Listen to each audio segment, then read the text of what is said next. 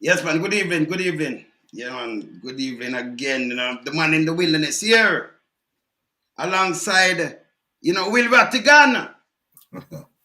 Miss here. Salute. And Jeffrey Tavares. You don't know film style already. And then we have a special guest today. Yes, Dr. Guy, Dr. Morais Guy. Oh, And we're going to introduce him like this. Hear this. Dr. Guy has made significant contribution to the field of medicine in Highgate St. Mary for many decades. He helped a lot of poor children and old people with medical care, oftentimes free of cost. I'm right, Dr. Guy? All right. He has been the longest serving medical doctor in St. Mary. Never left his parish for anywhere else. Always helping people to move ahead in life. He has helped to shape education at the prestigious St. Mary High School, where he's a past student and a chairman. He has helped the development of the community sports such as Highgate Corner League football in St. Mary. During COVID-19, Dr. Guy spent sleepless nights and days to inform the government and public at best practices in order to contain the virus and also provide aftercare for persons who were affected. Yes? He was awarded recently with the Order of Distinction. Yes, Dr. Guy. He deals with people in a fair and just manner. He's a selfless when dealing with the issues that affect people most. He has always given a listening ears to the elderly man and woman who he come across, who he come contact with. He's a man with a big heart. Welcome, Dr. Guy, to this program. Here, here. welcome, man in the wilderness. You seem to have done a lot of research, man. The man in the wilderness, man. The man in the wilderness, I'm Thanks, telling you. Yeah, I'm thanks for telling you. having me. Yes, man. And welcome to, although I should be the one welcoming Sir Will and Jeffrey, Yes. But good evening, gentlemen. Good evening, Yes, sir. man. All right, so Dr. Guy, we're gonna start because you're a medical doctor, right?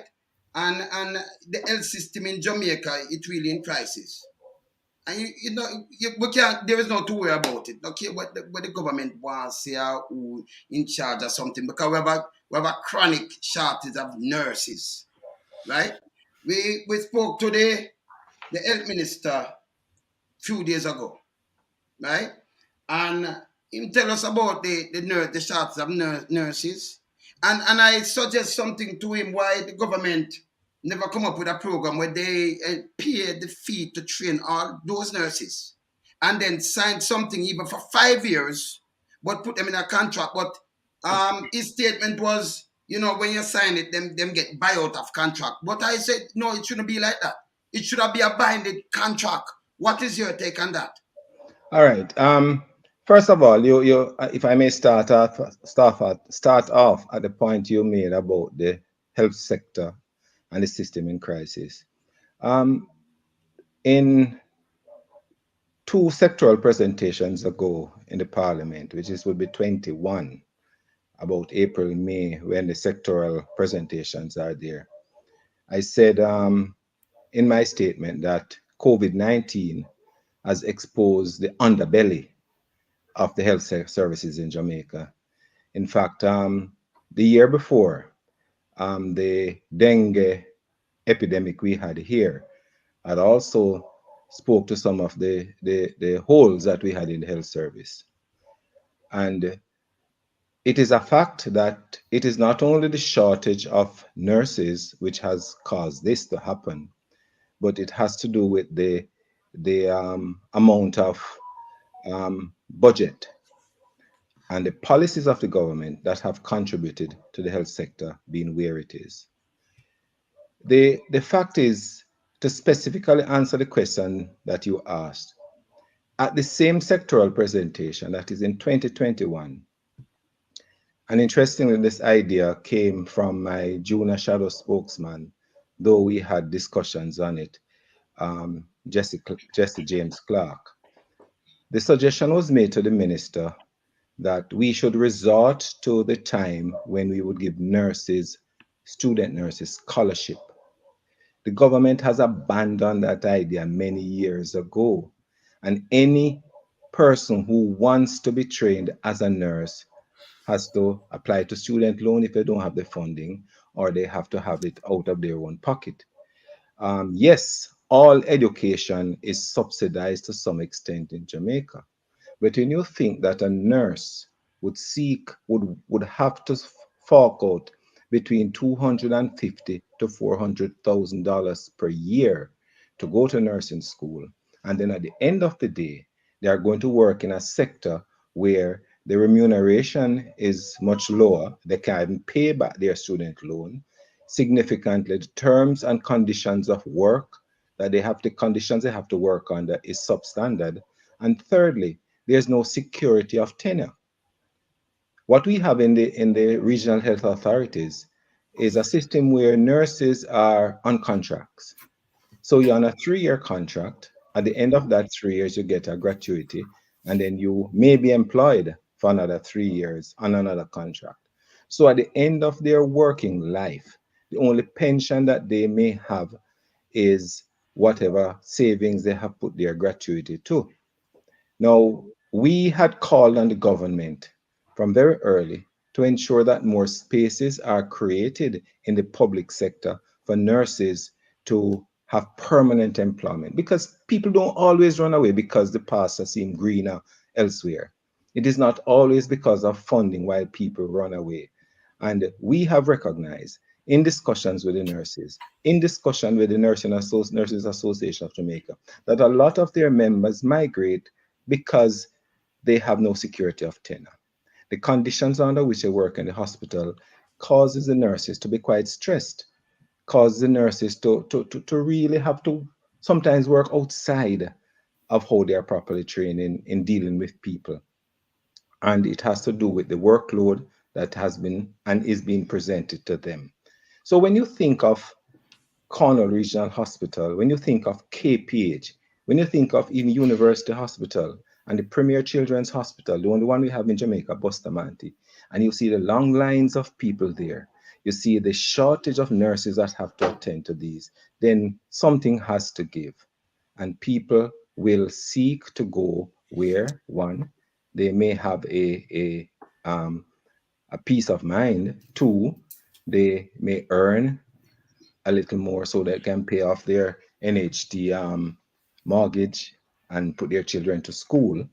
And three, that they can have a significant savings that they can contribute themselves to some pension fund. So at the end of the day, in their twilight years, they may have some funding. I must say, Wayne, that I listened to the Honorable Minister the other day when you had the interview with him. And he said something very concerning. He said that he can, and I'm going to paraphrase him, he said that without fear of any contradiction, he can say that in terms of we are at a better place in terms of access to healthcare today than we were 7 years ago. I have no doubt that that is correct. But having said that, it is almost saying that you tell a community that we are going to give you piped water. We put in all the infrastructure in place, the pipes and all the things, and no water runs for 7 years in those. Because essentially what has happened is that you have, yes, access in that you have this free healthcare policy. But when people come to the hospitals, and social media is not deplete of some of the videos and pictures we see of people who are lying on the floor outside of COVID. We are still seeing it now, and we are at the stage where COVID, the numbers are relatively low compared to when we were at the peak of our pandemic in 2020, 2021, and 2022. We are still seeing people struggling to get medical care in the facilities. Now, it would be unkind and unfair of me to say that there have not been some improvements. but there needs to be a lot more improvement, and there are a lot of low-hanging fruits that we as a country would expect the government to attend to. You touched on one point, Wayne, which is renal dialysis. Now, the minister's response to the whole aspect of renal dialysis is that we are going to have to deal with the persons who um, we are going to do to make sure that people don't get those chronic NCDs or the non-communicable diseases such as diabetes, hypertension. And the way forward is Jamaica moves, exercise, dieting, exercise, and all commendable, quite good. But my concern, as I highlighted then, and go back to the sectoral presentation in 2020 and 2021, to say to the minister, what of those persons of the now?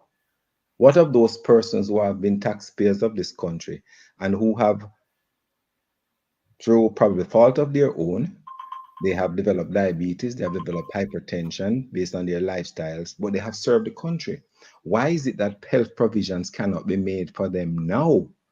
So, as a consequence of that, my recommendation to the minister was that what you should do is to establish a renal dialysis unit, at least one in each of the regional health authorities for a start in this country. St. Anne's Bay doesn't have any.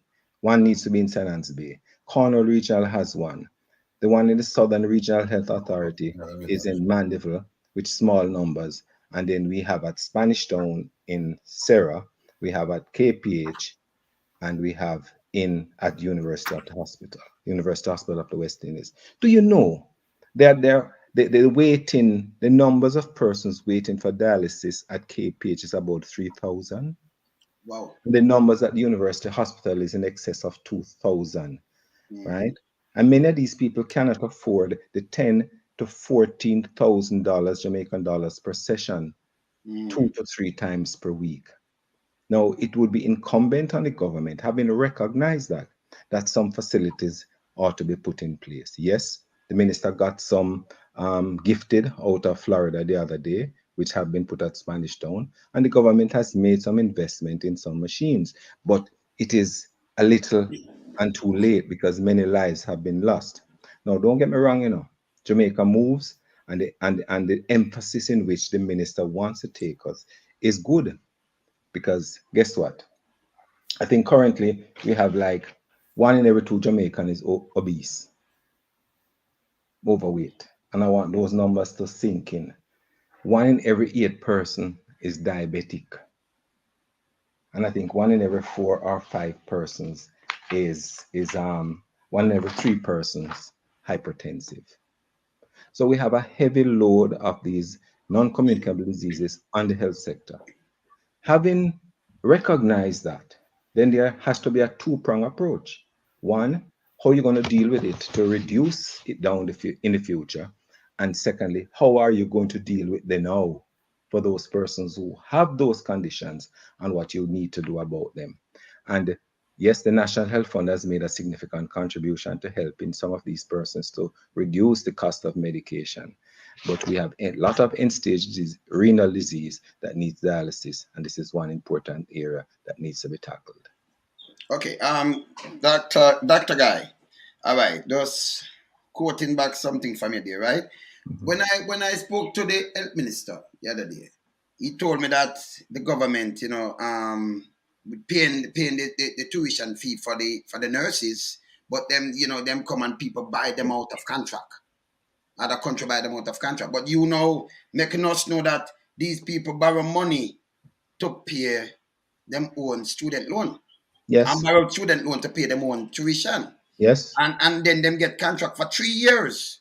Mm-hmm. But that I just asked the minister before, Mm-hmm. if them that do something like upper camp, if you pay the tuition and then you put a 5 years, you make them give you back 5 years, you paid for them, Mm-hmm. you're going to pay them, but 5 years before you can go on, 5 years. So if Mm-hmm. it take you 4 years to train up a batch, like them say them capital like 150 at one of those places when you're training the nurses. Mm-hmm. Okay. So if you take 4 years to train up a batch and you give them 5 years, even if that batch is one go up 5 years, 4 years come already, so you'd have a next Another batch. step. Yes. So each year come, you could have built up a thing or engage with Cuba to get some of the doctor and nurses. But you Because know, they turn out a lot. Wayne, I think we sometimes are short-sighted in terms of how we look at things. And I'll be very honest. I think that the historically Jamaicans have always migrated. We went to Panama to help to build the canal. True. We went to Cuba.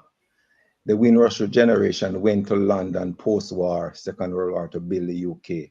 We have the migration in our genes as Jamaicans. Probably the fact that we came from Africa and we migrated, however, we came here. The fact is, we are people like to move. Now, the short-sightedness I'm speaking of is that when you look at the remittances that come into this country each year, I think it is probably the number two in Turn terms of number foreign one the other day. exchange Like what Rattigan earning. said, turn the number Right, one. Yes. right.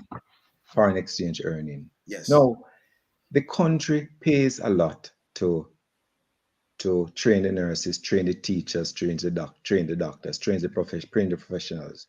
Because we resorted in the 70s to a free education for all. We couldn't afford it, but we had some amount of subsidy of the education eventually. Now, if the government decides that as a policy, we are going to be training our Jamaicans in the numbers that will satisfy the demand abroad as well as satisfy the local demand, it is going to be a win-win for all of us Good. because they are the ones who are going to send back the money. And don't think that they don't have their auntie and their granny and their uncle here and their children. And even want to buy a piece of land on the rock, they're going to send it back. And that is going to help to grow the economy and contribute to the foreign exchange reserves that the country, that the government seeking to have. Right? So if we take it as a deliberate policy to train our professionals who will want to go, who will come back, who will want to go, others would want to go and come back, then at the end of the day, we'll have a win-win situation for the country and for the people. The ministers, you know, I don't necessarily want to punch holes in the minister's argument, but he said something and he was quite clear in what he said, but he gave the impression that it was all nurses because he spoke about specialist nurses and he was quite clear about the specialist nurses training. That yes, we invest in those. He recalls that we sent some to, I think it was Leeds in the UK some years ago. And the point is the specialist nurses, yes, they are in high demand. So even if we don't train the specialist nurses, but we shift our attention to train registered nurses who not necessarily specialize, but nurses to man the wards at the hospitals, right? We can think about having a program such as what is happening with Diaspora now to get some of those specialist nurses to come and do the specialist needs that we have in the country. So right now, the only school that the government really has in terms of nursing is the Kingston School of Nursing, which is a government institution, but people have to pay there. There's the Cornwall School of Nursing, which trains midwives, right? The others are private. So Excelsior runs a program, University Hospital runs a program, Northern Caribbean University runs a program for nursing. And then we have satellite institutions such as, say, Money College, which trains nurses on behalf of Excelsior. And we have other satellites like that. So we think, I think the opposition thinks that the government needs to have a really different direction and policy in terms of how, if you are going to confine yourself just to the health sector, although I think we should look at it wider, to have a deliberate effort and a deliberate policy to train more nurses, recognizing that we'll not able to keep all of them. Now, something that the minister said too, which demands some amount of commendation, but it's not enough. That he has reached out to the Ministry of Finance to ensure that there's places in the public sector for 1,500 nurses, permanent posts of 1,500 nurses. We want more than that. We want more than 1,500 nurses so that the young graduate who leaves nursing school can say, okay, I can be appointed as opposed to being on contract for 3 years on a rollover period. I can be appointed so I can have security of tenure, right? I can know that I am there and that my job is safe, right? Not knowing that 3 year time, the regional health authority might say, I don't want you anymore because of this, that, and the other. And you have to go out there looking for job elsewhere. So Dr. Guy, so there is where the government falling down, because you don't put nurses on contract. You appoint them. Exactly. So if you put them on contract, and that's why I asked the minister, and he said that people come and buy them out of contract. Because you have to buy them out of contract. If you pay for them and then make them serve the country for 5 years, just like the soldier, right? You join the army, you have to serve the army like 5 or 6 years, and then although you have a contract, but if you leave before that, all kind of good thing, you can't leave. You have to just do your time. Well, you're bound them, you have to give us 5 years. We now got 3 years on a contract, but you telling us now it's a 3 years contract. So Well, them don't get appointed. Wayne, it might be instructive. I don't have the figures, but it might be instructive for us to find out how many of those nurses who have migrated were appointed permanently in the government sector. That might be very, very instructive to find out how many of those persons who have migrated were actually appointed in the public sector.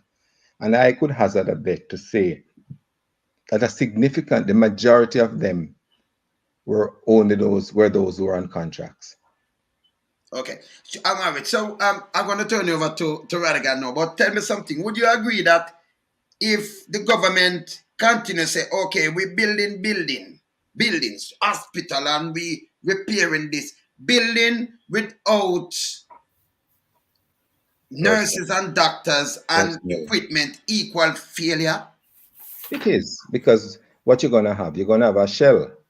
You're going to have the facility that can accommodate the numbers, but who are going to look after the people? We have experimented with the idea of getting nurses from Cuba, from Nigeria, from India, and I don't need to say it, but we know that one, the cultural differences, two, for those non-English speaking countries, the language barriers sometimes interfere with how a Jamaican patient can communicate with the nurse or the doctor professional, right? I have no doubt that these doctors and nurses are doing as best as they can, but we have to face up to what the reality is. We don't have a population that is very educated. And sometimes some of the nuances that our people have in terms of how they communicate is somewhat affected by who they interface with. Okay, Ratty? Yeah. Doc, again, yes, good evening. Good evening. Let me start off by saying that you don't have to specialize in the area in which you work to be successful. We all know that. But when you have people who are specialists in a particular discipline, then it would make sense as a government that you would assign them to that area. Here's what I'm talking about. We have a medical doctor in the government, Dr. Chang, who we think, and I think I speak for the diaspora, is eminently qualified to lead that ministry. Where was he assigned? Ministry of National Security, where he has no experience. And then we see Dr. Tufton with a degree in marketing. He goes to a ministry that should have been occupied by Dr. Chang. Now, it's not to say that he cannot do the job or he won't do the job as somebody who's a medical doctor, but it's less likely that he's going to do it. And we saw evidence of that during COVID when he was called upon to provide briefings. We saw that. Mm-hmm. Now, I want to read something to you that the Prime Minister said about his eminent minister at the last JP conference. He said, on a daily basis, I get complaints about the health sector, and the complaints are justified.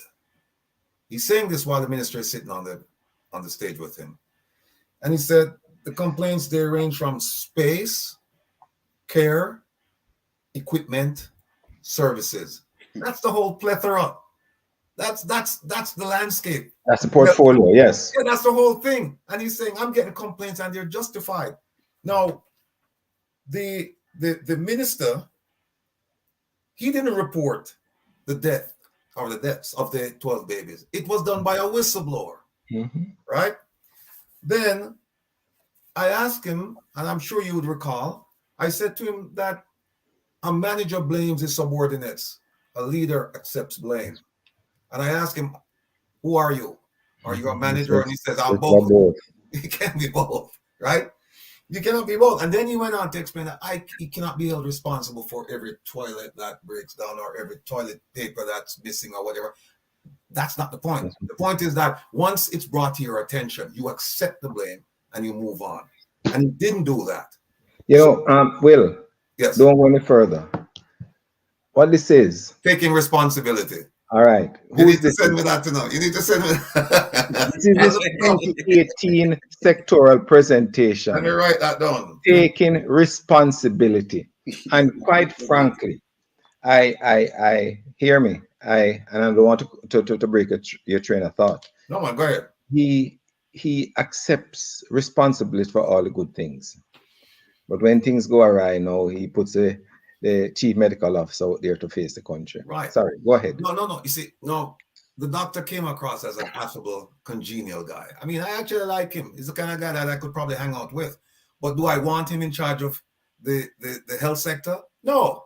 And I mean, the answer is fairly obvious. His own prime minister is saying, you're a failure because I'm getting complaints every day and the complaints are justified. So let me ask you this. Pretend for a moment that you are sitting in he's a doctor, he's a PhD, Dr. Tufton's shoes, but you're a real doctor, you're a real medical doctor. Yes, I am. How would you address the crises that we're facing now in the medical sector? All right, it has to be multifaceted. One, we have to place more emphasis on primary care. The primary care, what has happened is that the emphasis on primary care in the health sector has fallen over the years or failed over the years. So what we find is a lot of primary care cases coming into the secondary care, which is a hospital, resulting in overcrowding.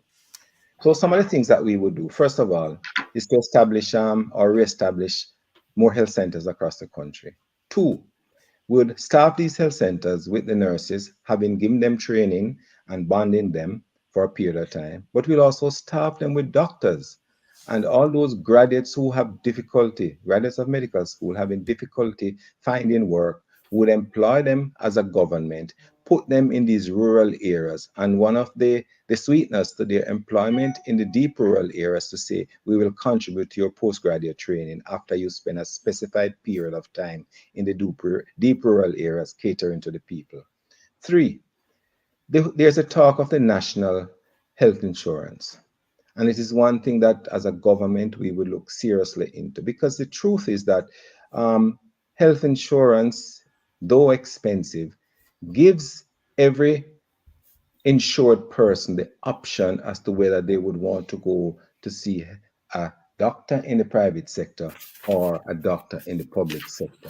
You have options there. And if people have options, you will have less pressure on the public health system. Four, in terms of the National Health Fund, the minister has been speaking very recently about the depletion of resources of the National Health Fund because of the greater demand on the health fund. Government has to play us a greater role in the funding of the National Health Fund. It is an institution that has served our country well since it was established, and it is something that we would, as a country, do very well with. The act was passed in 2003, the National Health Fund. In fact, I was sat on that parliamentary committee that did the health fund, you know.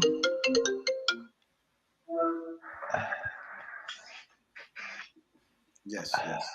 I'm so sorry. Where was I? No, The National Health Fund. National Health Fund. I'm sorry. Yes. Where I'm trying to find my video, gentlemen. 2003 when you did that fund. Yeah, man. But are you seeing me? Yes, Yeah, we're seeing you, sir. All the way to wonderful. St. Mary.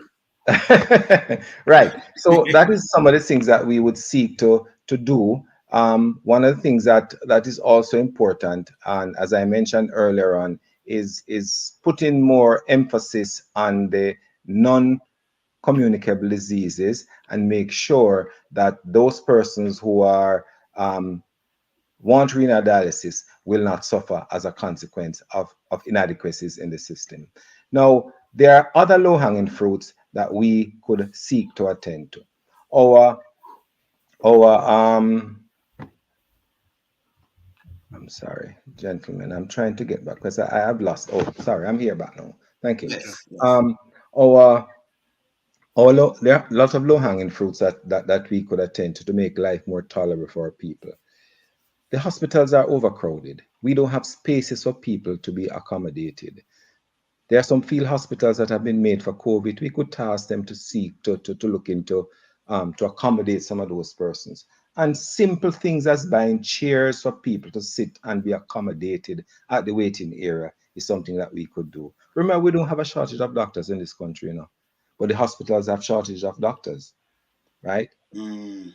Cornwall Regional Hospital has only one specialist A&E physician, What? one consultant for A&E What? for a hospital of Western 400, Jamaica. Western Jamaica. Mm.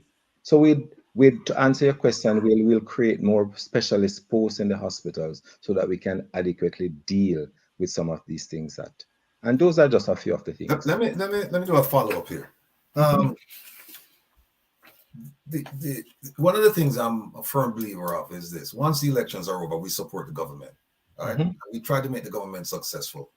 If they prove to be unworthy, unsuccessful, then it's our duty as citizens to call, whether through the ballot boxes or through demonstrations or whatever, or through programs like these, like this, to bring pressure to bear on them so that they can address the issues and maybe become better stewards, better leaders of our country. And so, having said that, I'd like to know whether or not you've shared these ideas with the government. That's one. Number two is that the health insurance that you mentioned, the minister in October of 2018, he said only 20% of the population had health insurance, of which 11% government workers, 9% private sector. They promised to introduce national health insurance scheme. That was in 2018. It hasn't been done yet. You're sitting in this chair. How soon do we get this done?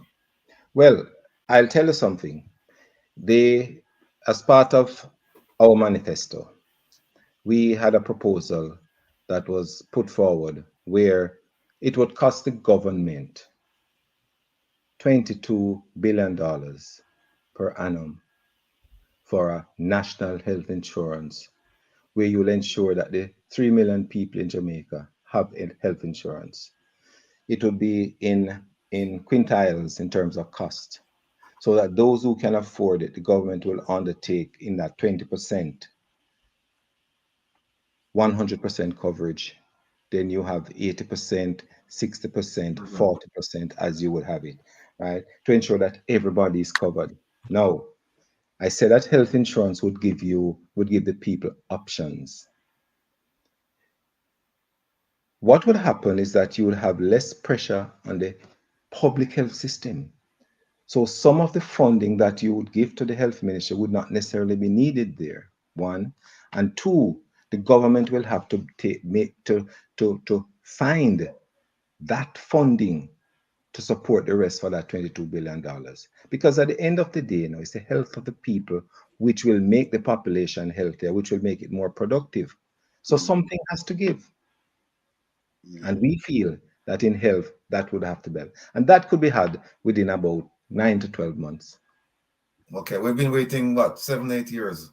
7, 8 years. Right. So we'll continue to wait, sir, until you get there. Jeffrey? Dr. Guy, I welcome again to the Win Lonesome program. Sound like your program now, Jeffrey, but go on.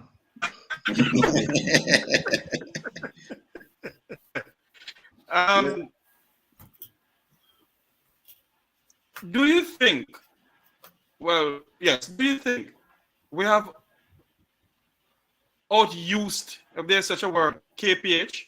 Do you think that there should be a new KPH built in Kingston now? No, I personally don't think so. But I think what should happen is that we should expand the facilities at KPH. I think it was between 1994 to 1996 when the 5-story wing at KPH was built. I think Peter Phillips was then the Minister of Health, and that facility was built. And a lot of the old wards, such as the Ross ward and the other wards, and I remember Ross ward because as a young intern I used to work at KPH, those were demolished to make way for this. What we need to do now is to acquire more land around KPH to expand the facility and to reduce the pressure on the over 200-year-old hospital in some of the wards. Because when you look at a ward like William Ward is probably back started in 2000 in 200 years ago, right? And we have sort of incrementally improved on it. Now we need to get rid of those old structures. But in terms of building a new KPH or a new hospital, I don't think that putting a new hospital is going to really be the solution. What we need to expand to improve the facilities and the number of beds at KPH. KPH is a premier trauma center in the Caribbean. It is one that not only Kingston and St. Andrew people from all over the country go to KPH because of the wide specialist care that is given there. And I've always said, if I take sick and you have a challenge putting me anywhere, don't worry, send me to KPH. At Because least the quality of care. At least you're the first member of parliament to hear something like that. All they just No, want to man. go overseas. No. I'll tell you that when the late Dr. Bloomfield broke his hip, Yes. he went to KPH to have it repaired. Okay. Mm. All right. Dr. Guy, when it comes down to our nurses, if you were the Minister of Health, what would you do differently from this minister to try and keep our nurses and give them a better salary? Well, I spoke to some of the issues earlier on, some of the potential solutions. One, to create more permanent posts in the Ministry of Health. Two, to provide scholarships for the training of nurses. More scholarships for the training of nurses. The minister, I'm trying to remember something he said about specialist nurses, that you have to have the facilities to train them. But I'll go back to what Will said. It is not specialists we're talking about. We're talking about nurses, those nurses who just leave nursing school and are able to run the wards. Those are the ones that we are short of. Yes, we're short of some specialist nurses, but primarily general nurses, right? So we would have more training for those. And one of the things that would be done, and I see the government starting to move now, is a reclassification of the salaries of nurses. Certainly, we will never match those first world countries in terms of salaries, but you have a combination of all of these. You have security of tenure, you have better working conditions, and if you have a better salary and you have incentivized their training, then certainly we'll keep a whole lot of them here more. If election should call tomorrow morning, call it, Andrew, call it anyhow. If election should call tomorrow morning, and you sure you're on the right show? and the People's National Party should win the election and you become Minister of Health, would you build a burn center in the middle of Jamaica? We need a burn center. Without a doubt, we need a burn center. We have had too many patients who have died as a consequence of burns. That one, even when they go abroad, the expenses associated with, that Cornwall Regional, when it was first built, had a burn unit there, which over the years had been allowed to just deteriorate and existed no more.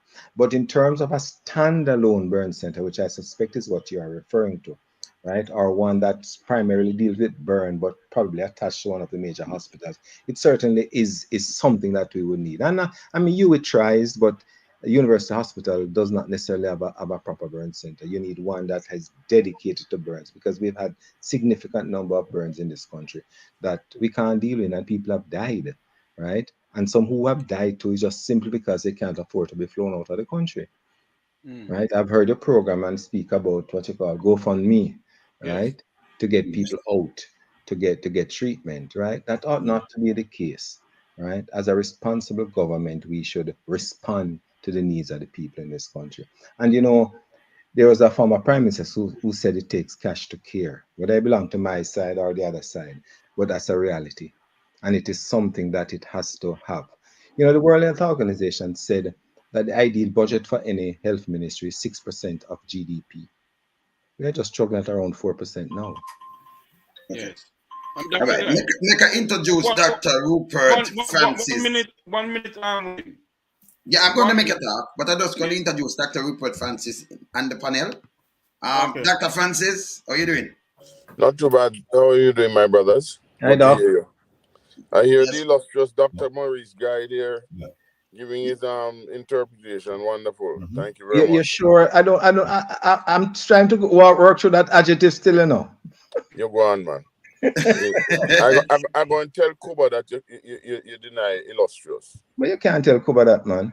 Kuba is listening. Kuba is listening. All Wonderful. right. Finish up Jeffrey, and make a go Yes. to Dr. Dr. Francis. Guy, I'll tell you what. I see that the senior gentleman is online with us. I'm welcoming Dr. Rupert Francis. Maybe a little Dr. Guy, if you become Minister of Health tomorrow morning, and a member, for instance, saying on the shore, right? Dr. Rupert Francis want to send an ambulance to Jamaica, Yeah, remember that. Cool. would you cut through all the red tape that he can send the ambulance down and don't pay to clear the ambulance? And, No, well, here- and if other member of the diaspora want to send a container down, the container don't come down, go to the Ministry of Health and it disappear like Sammy Mouth. It's not only some amount that's disappearing nowadays, you know, Jeffrey. A lot of other things are disappearing. Oh, But to Lord. the substantive part of the question that you asked, you know, sometimes, and I don't want to say this, but beggars sometimes are not choosers.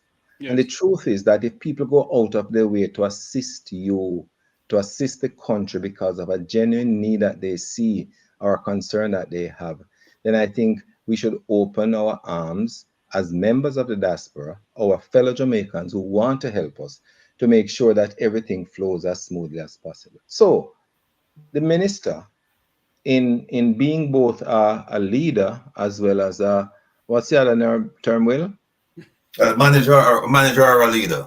Or a leader. As a manager, he should walk the floor of the Ministry of Finance and say, okay, since you are both leader and manager, walk the floor of the Ministry of Finance and say, okay, Minister, direct customs to ensure that this particular ambulance is clear because we need it in the health sector. Simple, right? We have to cut through a lot of the red tape to do that. But let me interrupt you one brief second. If you walk the ministry, it would look like the policeman's shoes. Them shoes end up like the policeman's shoes where the man of the wilderness shoes. No, but hear me.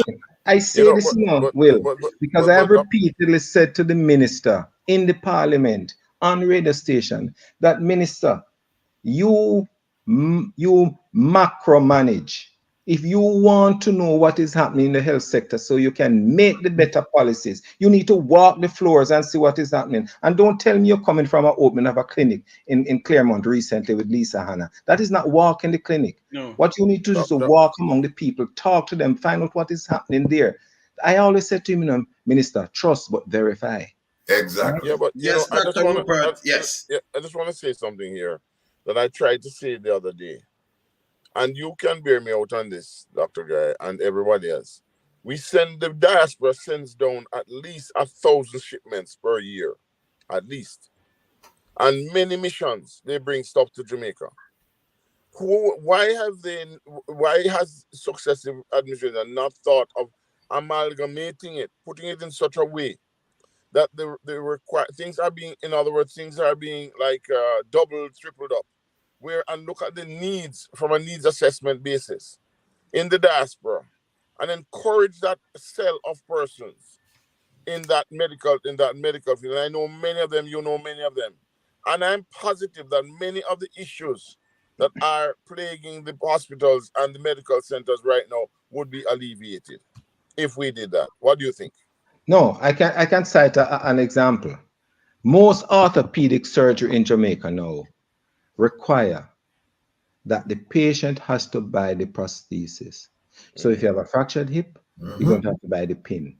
You're going to have to buy the bolt. If you need to do some facial maxillary surgery, you have to buy the plates and the screws, right? And you can get them to buy here. No government facility currently provides that for the patients. So if in line with what you're saying now, that we could get a needs assessment of what is required and say to Diaspora, in your shipment to the country each year, these are some of the things that we cannot afford as a country. Can you assist us in that regard or in that respect? Then certainly things will be much better. Absolutely. So, and Lonesome. that is exactly what I was trying to say in regards to Jeffrey's question about the ambulances. I cannot understand. One ambulance was on the wall for 20 years, and or something to that. There's some ridiculous figure. There are trucks, there are vehicles, and so on and so forth that have been sent down for whatever purposes, and they're laid there. There must be some way, and I know that they have things in place to assist and alleviate, but it does not. I sent down a container, and when they said to me that what they're going to forgive for passage or whatever Clearing it. for clearing it, what I had to pay was 10 times that. So I just paid the clearance and we moved it on. Otherwise, it would still be there. And then that is now a disincentive for others who would want to send things to Jamaica for the same reason. Because you buy it for $1 and you have to pay $20 to clear it.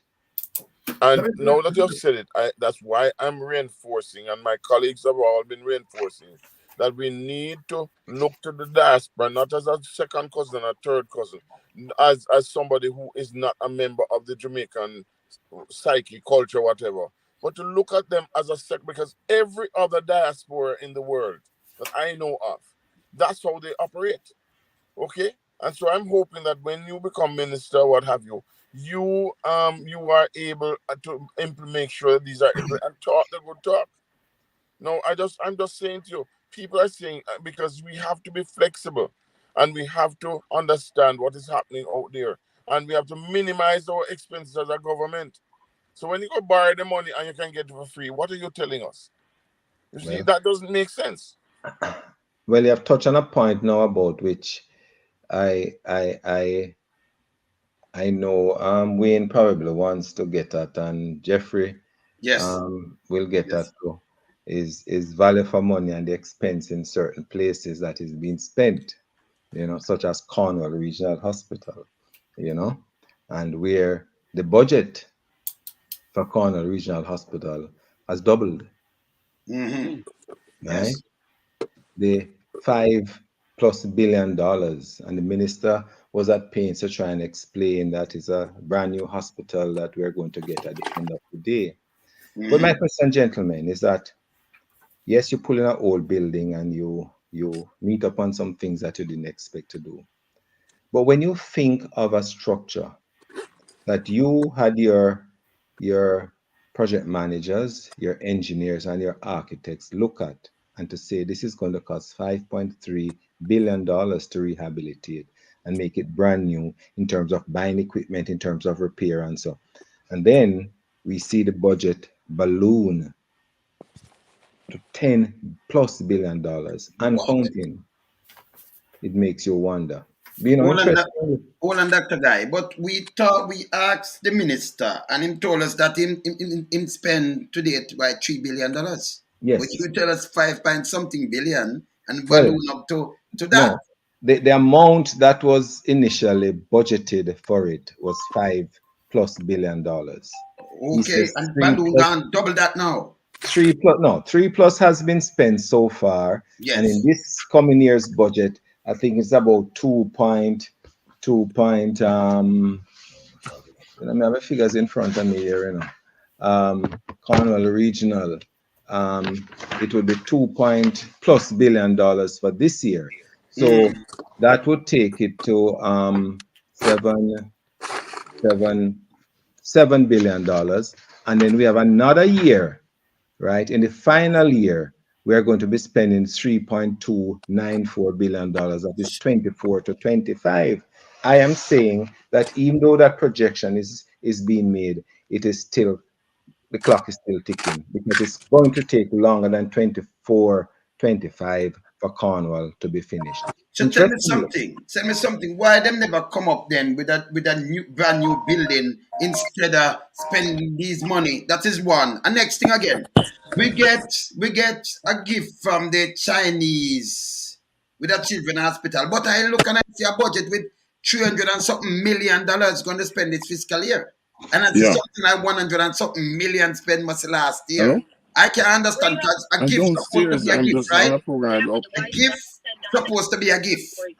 well, Not the Because I Jamaican said public to you, spending say you want to money go to the with the bathroom no, gift. to do the all right. Most communication. of these gifts have Yes. a local component. It's not new to Oh, this shit, you're not there. right? And to be Hold fair, on, Dr. Guy. Hold on, Dr. Guy. Dr. Francis, mute your mic, please, sir. I'm muted already. I'm Okay. muted already. It's okay. Yeah. most of these gifts and grants come with a local component. When Portia Simpson Miller asked the then president of China for the Children's Hospital, and the technocrats came, the decision was taken that the Jamaican government would do the cost of acquisition of the land and all the things around it, but the actual hospital structure will be by the Chinese. So our contribution to this is about $564 million, and the Chinese contribution probably is about $4 billion plus $1 billion for this. So what has been spent so far is Jamaican GOJ funding, right? So that is there. But if I may go back to the whole aspect of the Cornwall Regional Hospital. Last year, in July, I toured the facility. And then at the end of the tour, we had a press conference with people from the media. And I said, then, based on what has been spent so far and what is projected, the facility will not be finished in 22, 23, as the government has indicated. And based on my estimate, based on what has been spent so far and what is left to be done, Cornwall is going to cost between $10 to $12 billion to complete.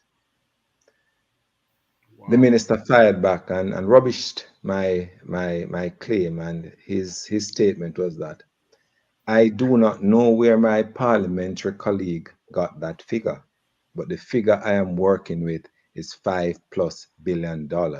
I will have to have a dialogue with him to see how he came by those figures. We have not had a dialogue still, So I'm seeing here that this year, that based on what I said and based on what I saw, that there is $10 billion. But the truth is that I don't think our people in Jamaica are getting value for money.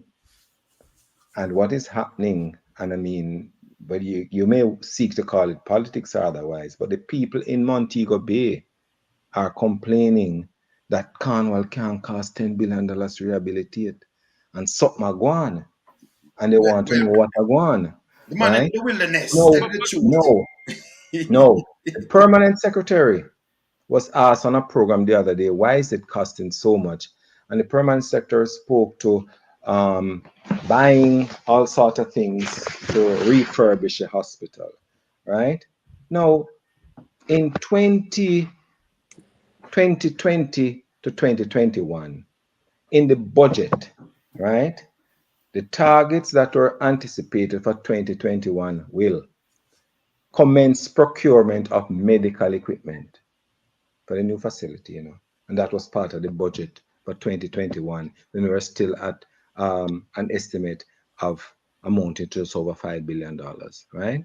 So we start procuring those medical equipment from then.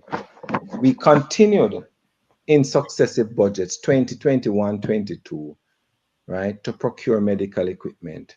2022 to 23 to procure medical equipment and finalize the completion of Cornwall Regional Hospital. So how now is it that we are going to need $5 billion more to procure more medical equipment? The That air don't make any conditioning, sense.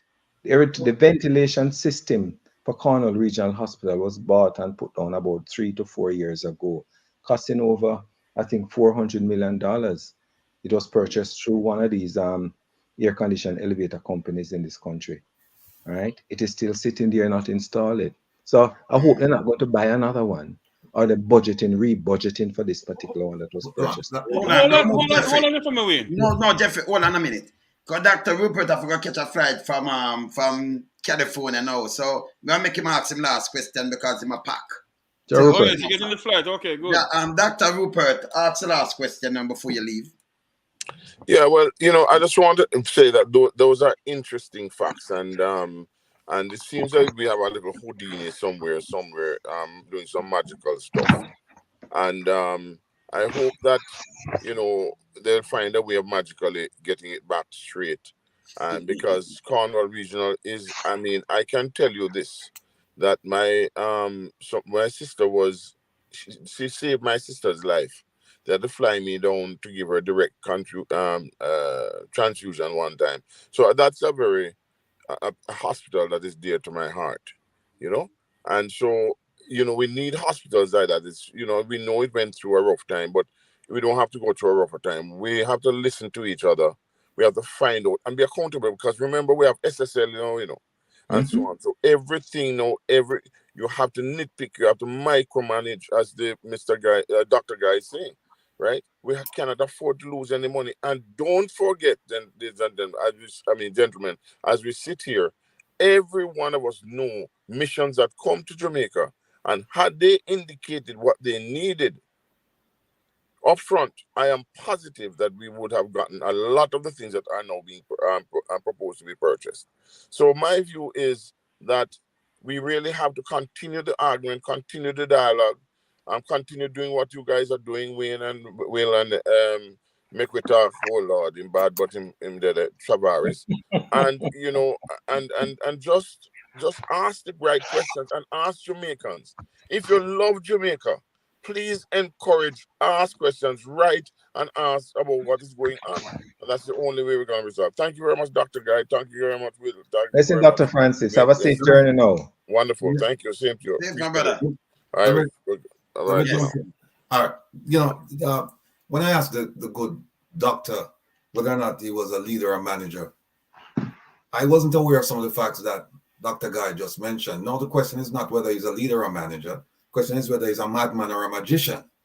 And we will find that out in the coming months.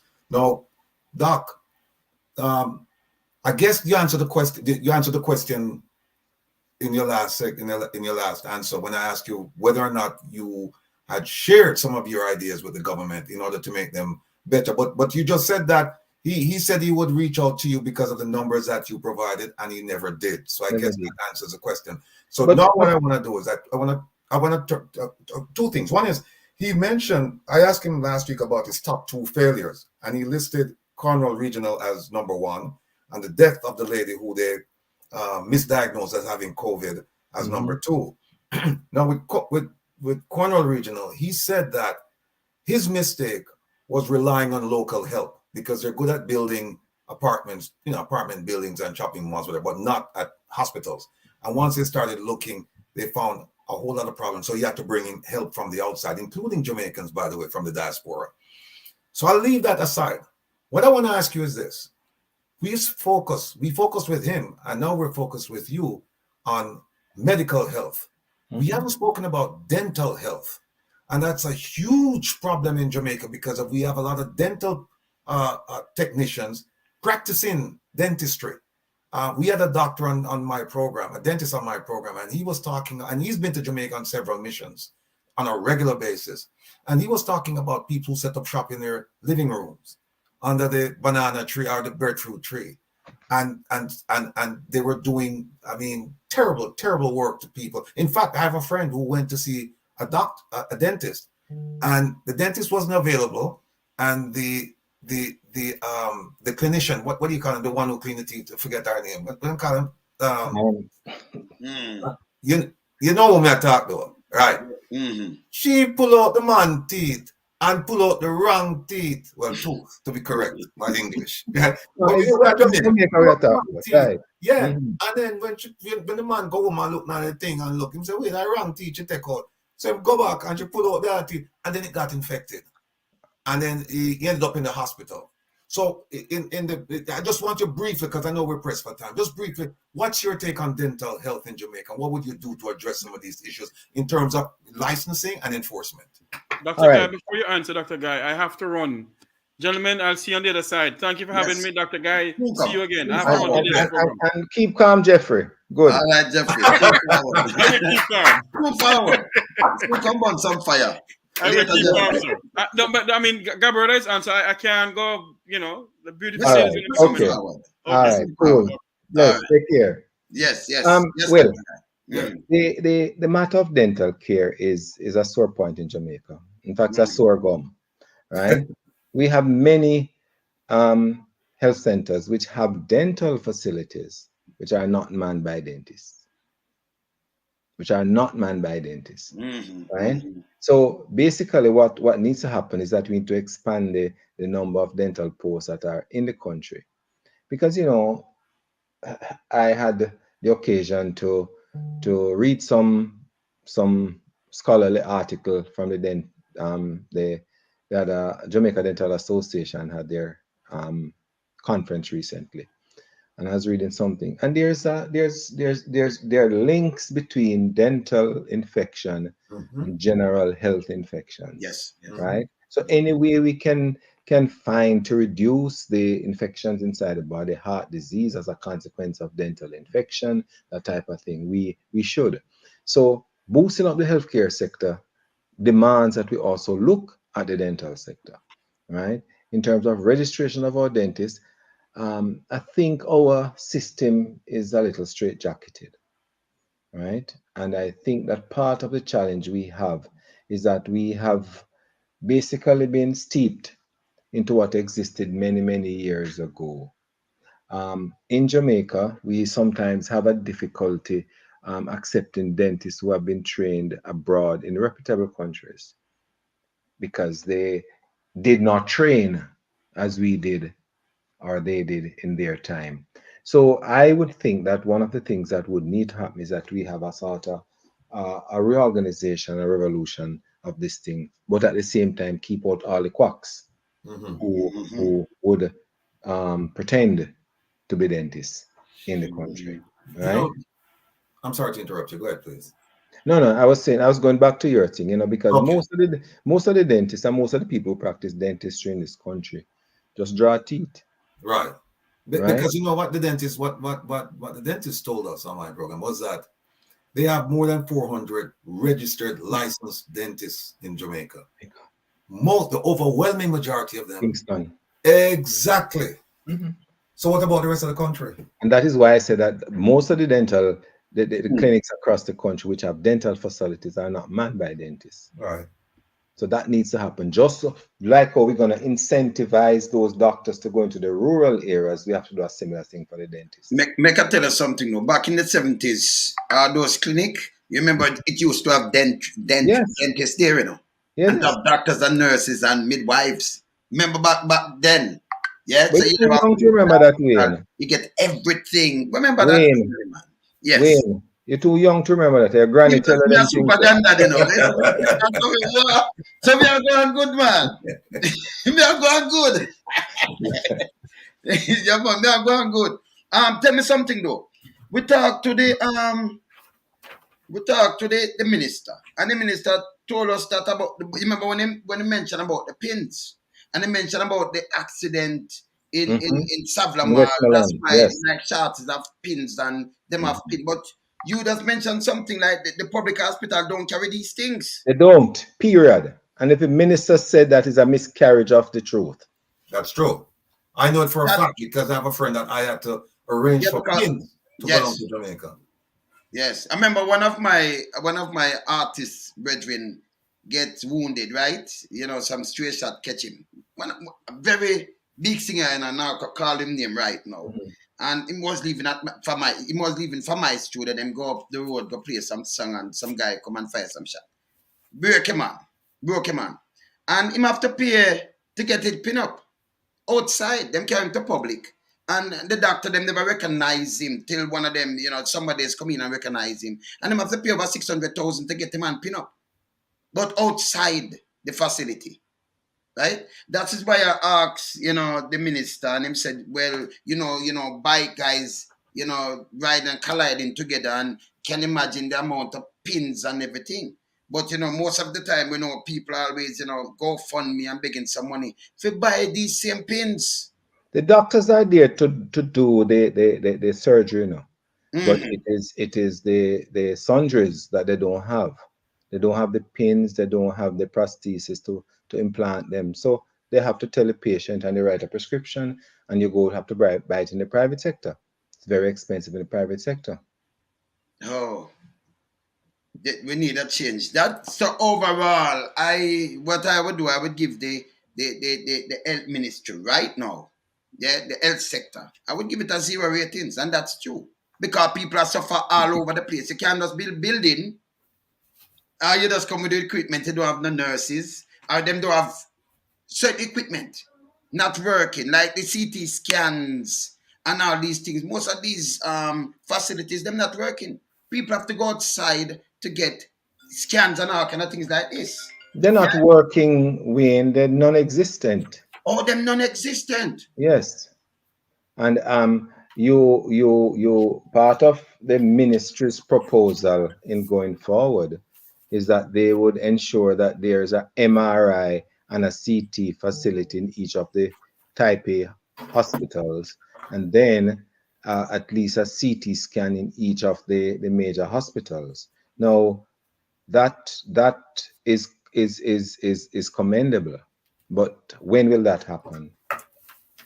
Yeah, well, We remember,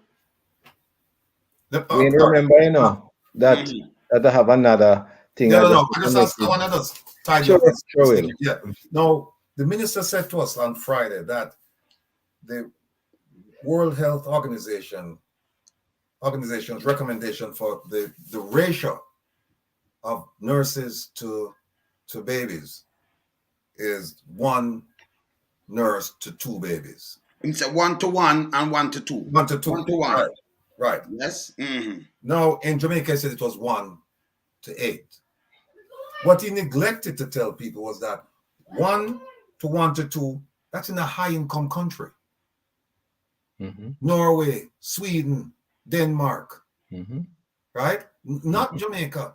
And so he seemed to kind of like put the blame, saying that we don't have enough nurses. Well, true, we don't have enough nurses, but that can't be the reason. That cannot be the only reason. No. Let me ask something. Will, the numbers of dead babies reduced we didn't have any in October, right? We had July, August, September. We didn't have any in October, right? I'm telling you, we didn't at Victoria Jubilee, as where the outbreak was. We have not increased the number of nurses. There you go. I'm telling you. It's just like when them say the crime rate drop, right? But them have no SOE. But